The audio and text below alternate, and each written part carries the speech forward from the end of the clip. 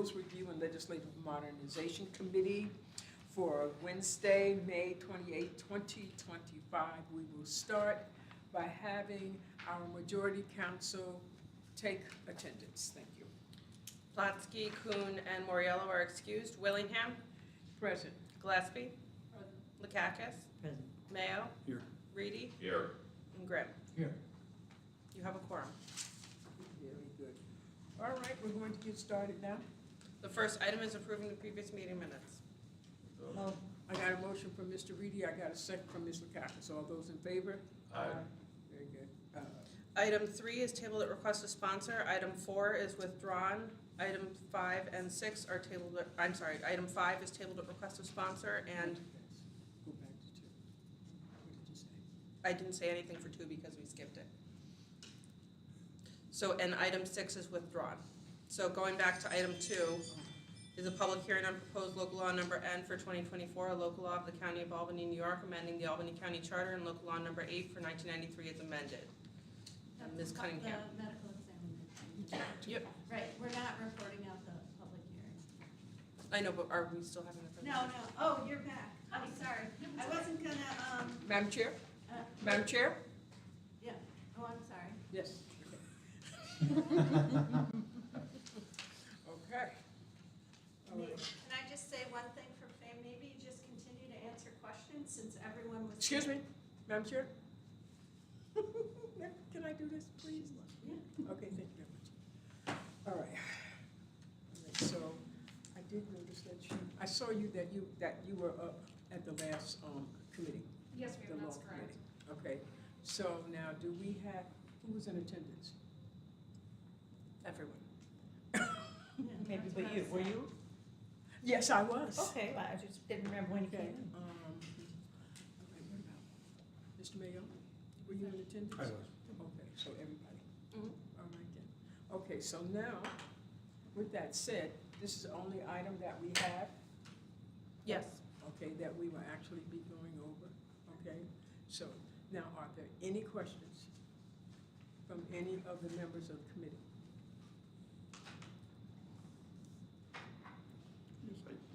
Mr. Just Mayo? Kind of a morbid question. Who would pick up the bodies So, under a different, as far as transporting them from the scene to the Yeah. morgue or the hospital, so again, what we're looking at right now is still having the contracts that we have in place with Albany County Funeral Homes.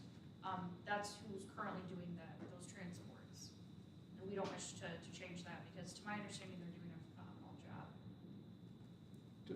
does a funeral home, and excuse my ignorance, but if they go to it, they think it's a crime scene, say they find a body in the Hudson River, do the police call a funeral home? to do So the coroners currently are the ones who are calling the funeral home and Correct. saying, hey, we're at whatever the address is, we need a transport, and then the funeral home will come out and assist with transporting the decedent from the scene to the hospital. Okay.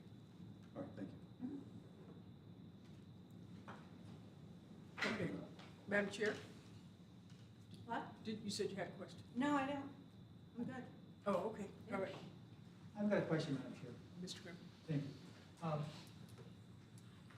Doesn't the funeral director do stuff for the body, but it's the embalming, that's not an autopsy that it passes on, or how's that? Correct, so the autopsy would, to my understanding, be conducted before the embalming, because the embalming fluid may interfere with toxicology tests, things of that nature. So once the autopsy, if one was done, has been conducted at the hospital before, the coroner or medical examiner will release the body, and then the next of kin will coordinate with whatever funeral home they choose in the hospital to get the decedent transported to their funeral home of choice for whatever next processes or services will take place. Thank you, Madam Chair. Ms. Lakakis. So the family or the coroner determines whether they think an autopsy is necessary, or if the police are not on the scene, and if the police are on the scene, they determine? So my Things. understanding is that varies from state to state. For instance, I'm from Texas. I got my undergrad degree in crime scene investigation from Florida. So New York, Texas, and Florida are all very Yeah. different. To my understanding, in New York, I don't believe the police officers or law enforcement are the ones who determine whether an autopsy should be conducted request pieces of evidence being obtained from that autopsy, if applicable. As far as whether or not an autopsy should be conducted, my understanding is the family can definitely have a say in that. For instance, I think some religions prohibit autopsies from being conducted. My understanding is that it is a joint decision, typically, between the family and the coroners. My understanding is that the coroners will speak to family members and explain why they think an autopsy would be necessary. But if the family doesn't want that, again, I don't believe the coroners can make a different decision. And if the family wants it, they have to negotiate with the coroner. So my understanding is the family has two options. If the coroner does not believe an autopsy should be conducted, but the family wants one, there is the option to do what's called a private autopsy, where the family would pay out of pocket to get one done. And that can be done for a number of reasons. My understanding is families can also pursue that option if they believe that a secondary autopsy should be done. Maybe they disagree with portions of the first autopsy, or they want a second opinion, if you will. So that's also an option for families. Okay, Just, okay. Right. Mr. Bergdorf. just came up, as you were talking about. Are there, in New York state law, are there powers that are inherent to coroners and powers inherent to medical examiners, and do they differ? I'd have to look at the state law and get back to you. I hate to give you No, that. I'm just wondering if, My understanding is that state law, the section for coroners and medical examiners is the same section outlining what their duties are. But if you'd like, I can double check that and I can send you a copy. I can send your office a copy as well. I'm just curious of whether they have any, I know they have broad discretion about accepting death certificates from doctors or not accepting death certificates. And in the questioning of, contested autopsies, there are rules that apply, which you touched on. And I'm just wondering if either model has, if there's more strength in the medical examiner structure. I'd have to take a look. Okay. Okay. Go ahead. There are no questions? Just, Oh, just okay. one more if I could. I know you said it's too early to put any kind of dollar sign on this, but with Oneida and Oneana, I assume that Oneana, or Onondaga County takes over and does Oneida County's. Correct. Do you know what they charge to do an autopsy? I do Or not. what the sharing agreement is?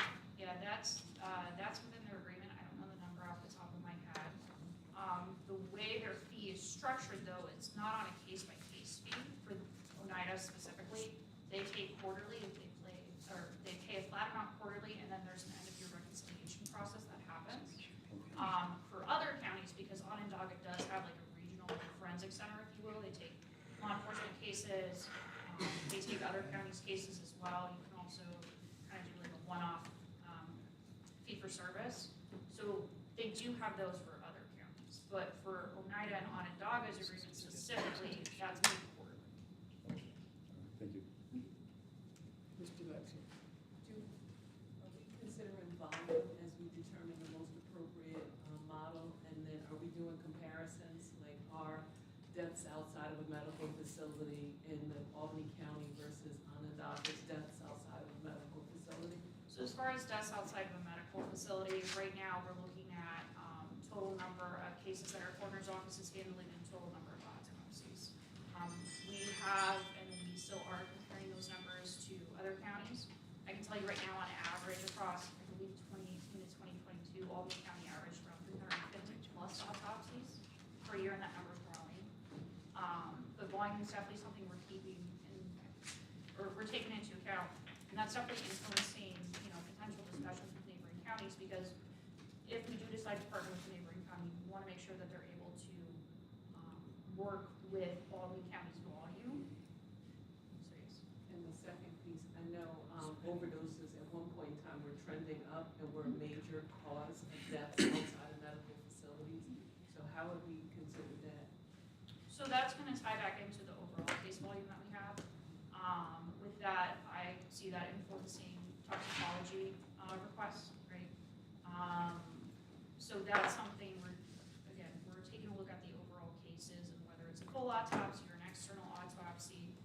toxicology was done, was it a basic panel? Was there kind of a more nuanced one? For instance, to look for xylazine specifically in a panel, was that an additional charge?